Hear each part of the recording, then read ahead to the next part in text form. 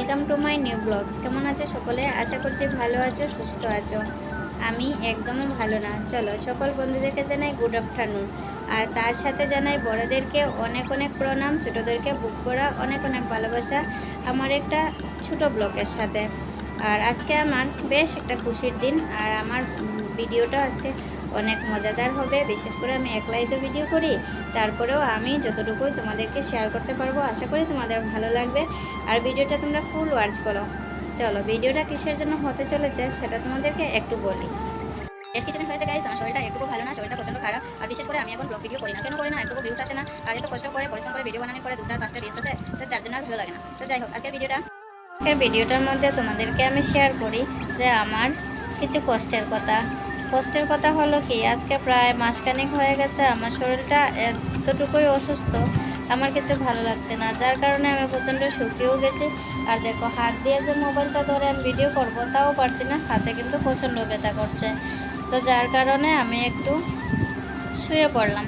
আর শুয়ে তোমাদের সাথে কথা বলছি, কারণ আমি যাব একটু বাইরে।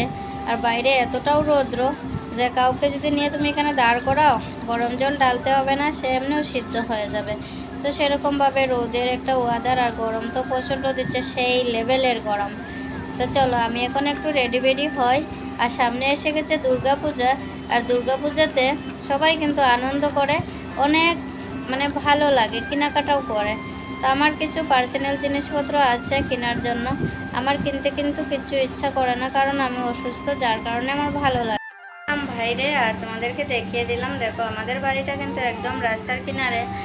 আর কিছু ভালো না লাগলেও কী করব, চলো আজকে আমার একটু বাইরে যেতেও হবে, না গেলে কোনো উপায় নেই, কারণ বিকালবেলা আরও গরম লাগে, ভাড়ানোর ইচ্ছা করে না। আর এখন তো রৌদ্র, গরম তো লাগবে, কিছু করার নাই। তো চলো, আমি একটু রেডি হয়ে পরে আসছি। টাটা। গলাটা ঠিক না, গলার বয়সটাও ঠিক না। তারপরে দেখো আমি রেডি হয়ে গাড়িতে উঠে গেলাম। তারপরে গাড়িটা ছিল এসি, আর এসি গাড়িতে বসে আমি ভাবছিলাম বাপরে বাইরের কি গরম। তারপরে আমি গাড়ি থেকে নেমে গেলাম। এই তো গরম শুরু হয়ে গেল। তারপরে রাস্তা দিয়ে হাঁটা শুরু করলাম আমি বাজারে যাওয়ার জন্য। তো এইটাকে আমাদের বাড়ি থেকে অনেকটা দূরে এই বাজারটা। তারপরে এসে গেলাম বাজারে। এসে দেখি আগের দিন গণেশ পূজা ছিল, তো এখানে গণেশ পূজা হচ্ছে, তা আমি গণেশের পূজার প্রসাদ খেয়ে নিলাম। তারপরে গণেশকেও একটু ক্যামেরা ক্লিপ নিয়ে নিলাম। আর গণেশ বাপ্পাকে কত সুন্দর লাগছিল দেখো। তারপরে আবারও আমি চলে যাই জিনিসপত্র একটু দেখা দেখার জন্য। আর আমি তুচ্ছ একটা জিনিস কিনতে গিয়েছিলাম, সেটা হলো ক্লিপ। তারপরে এই কাপড় জামাগুলো দেখছিলাম, অনেকে কেনাকাটা করছিল। শাড়ি দোকানে শাড়িগুলো কেমন লাগছিল, আমি তো ঢুকেছিলাম, ঢুকে দেখেছিলাম জাস্ট ওয়াও লাগছিল। বাজারটা কিন্তু ভীষণ সুন্দর। তারপরে আমি ঘুরে আসলাম।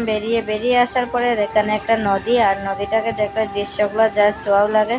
এখানে একটু ঘোরাঘুরি করলাম, ঘোরাঘুরি করে তারপরে ভাবলাম বেলা তো চলে যাচ্ছে, আমার তো বাড়ি যেতে হবে। আমার আজকের ভিডিওটা কেমন লাগলো, ভালো লাগলে like comment share and subscribe করে দিও। Tata, love you my all.